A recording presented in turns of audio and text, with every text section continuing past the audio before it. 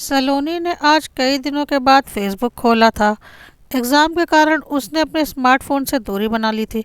Facebook open हुआ तो उसने देखा 35-40 फ्रेंड रिक्वेस्ट पेंडिंग पड़ी थी।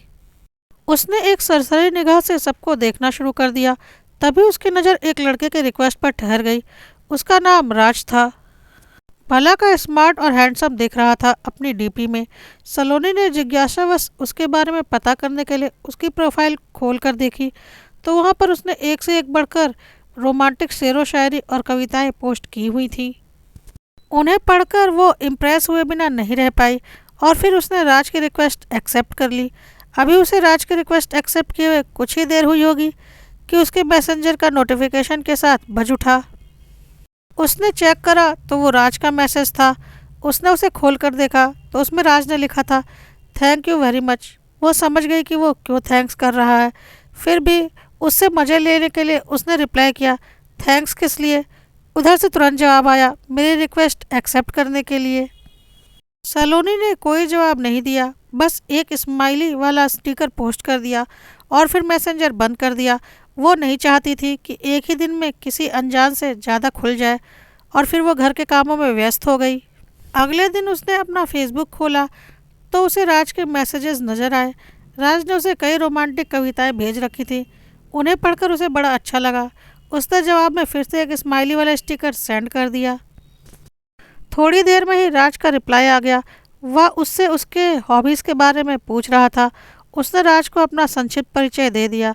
उसका परिचय जानने के बाद राज ने भी उसे अपने बारे में बताया कि वो एमबीए कर रहा है और जल्दी उसकी जॉब लग जाएगी। और फिर इस तरह से दोनों के बीच चैटिंग का सिलसिला चल निकला।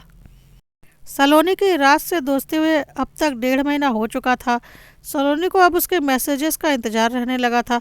जिस दिन उसकी राज से बात नहीं हो पाती तो उसे लगता जैसे कुछ अधूरापन सा है। राज उसकी ज़िंदगी की आदत बनता जा रहा था।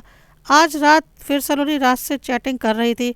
इधर उधर की बात होने के बाद राज ने सलोनी से कहा, यार हम कब तक यूं ही सिर्फ फेसबुक पर बातें करते रहेंगे।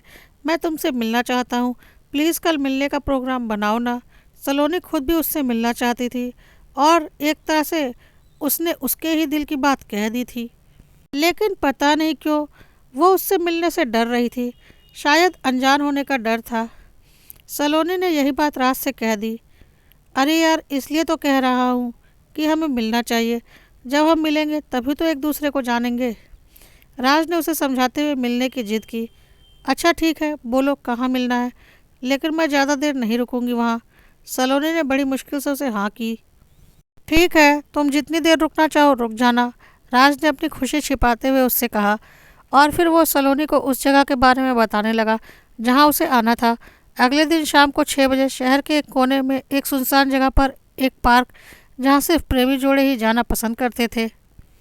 शायद एकांत के कारण राज ने सलोनी को वहीं पर बुलाया था। थोड़ी देर के बाद सलोनी वहां पहुंच गई। राज उसे पार्क के बाहर गेट के पास अपनी कार से पीठ लगा के खड़ा हुआ नजर आया। पहली बार उसे सामने देखकर वह उसे बस देखती ही रह गई। वो अपनी फोटोज से भी ज़्यादा स्मार्ट और हैंडसम था। सलोनी को अपनी तरफ देखता हुआ देखकर उसने उसे अपने पास आने का इशारा करा। उसके इशारे को समझकर वह उसके पास आ गई और मुस्कुरा के बोली, हाँ अब बोलो मुझे यहाँ किस लिए बुलाया है। अरे यार क्या सारी बातें यही सड़क पर खड़ी खड़ी करोगी। आओ कार में बैठकर बातें करते हैं। और फिर राज ने उसे कार में बैठने का इशारा करके कार का पिछला गेट खोल दिया। उसकी बात सुनकर सलोनी मुस्कुराते हुए कार में बैठने के लिए बढ़ी।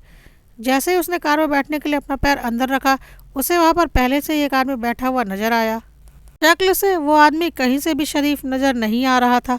सलोनी के बढ़ते कदम ठिठक गए। वो पलटकर राज से पूछने ही जा रही थी कि ये कौन है। तभी उस आदमी ने उसका हाथ पकड़कर अंदर खींच लिया और बाहर से राज ने भी उसे अंदर धक्का दे दिया। यह सब कुछ इतनी तेजी से हुआ कि वो संभल भी नहीं पाई और फिर अंदर बैठते आदमी ने उसके मुंह कसकर दबा लिया ताकि वह चीख ना पाए और उसके हाथों को राज ने पकड़ लिया। अब वो ना हिल सकती थी ना ही चिल्ला सकती थी। और तभी कार से दूर खड़ा एक आदमी कार में आकर ड्राइविंग सीट पर बैठ गया और कार स्टार्ट करके तेजी से आगे बढ़ा दी। और पीछे बैठा आदमी जिसने सलोनी का मुंह दबा रखा था हंसते हुए राज से बोला, वाह भाई वाह, मज़ा आ गया। आज तो तुमने तगड़े माल पर हाथ साफ करा है। शबनम इसकी मोटी कीमत देगी। उसकी बात सुनकर राज मुंह पर उठाकर ठहाके लगाकर हंसा। उसे देखकर ऐसा लग रहा था जैसे कोई भेड़िया अपने पंजे में शिकार को दबोचकर हंस रहा हो। और वो कार तेजी से शहर के बदनाम इलाके जिस्म के मंडी की ओर दौड़ी जा रही थी।